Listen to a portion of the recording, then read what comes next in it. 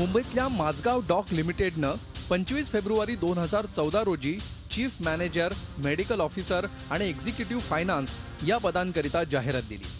त्यानुसार 31 ऑक्टोबरला लेखी परीक्षा होऊन नोव्हेंबरमध्ये या परीक्षेचा निकाल लागला।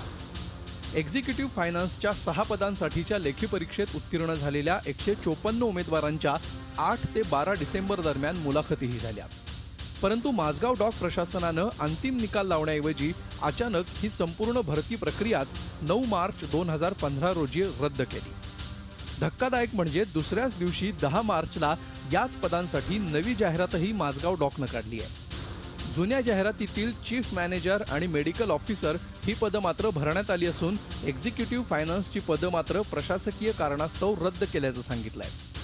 माझगाव डॉकच्या या मनमर्जी कारभारामुळे देशाच्या कानाकोपऱ्यातून येऊन मुलाखत देणाऱ्या उमेदवारांचं नुकसान झालंय। म्हणजे नेमकं सरकार काय करते आहे, त्यांचं यामागे कॅन्सल करण्यामागे काय उद्देश आहे, अचानक कॅन्सल का केली? जर एवढं सर्व करायचं होतं तर हा सर्व सरकारी तिजोरीवर किंवा सरकारी अपव्यय झालेला आहे। पैशांचा अपव्यय असेल, वेळेचा अपव्यय असेल, जे कॅन्डिडेट्स बसले त्यांचा अपव्यय आहे। ही भरती प्रक्रिया रद्द करण्यात आल्यामुळे अनेक उमेदवारांना वयाची अट ओलांडल्यानं नव्या जाहिरातीसाठी अर्ज करता येणार नाहीये। माझगाव डॉकच्या या कारभाराविरोधात शिवसेनेच्या स्थानिक लोकाधिकार समितीनं आवाज उठवला असून या संदर्भात प्रशासनाला पत्रही लिहिलंय। ही सगळी मनमानी आहे।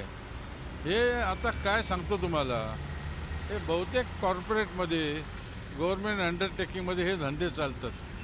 त्यांचा व्हेस्टेड इंटरेस्ट सुरू होतो।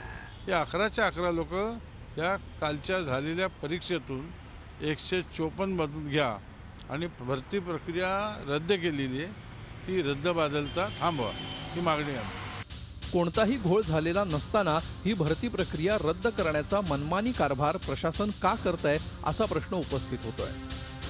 माझगाव डॉक प्रशासनाची ही कृती अन्यायकारक तर आहेच, शिवाय ती संशय निर्माण करणारीही आहे।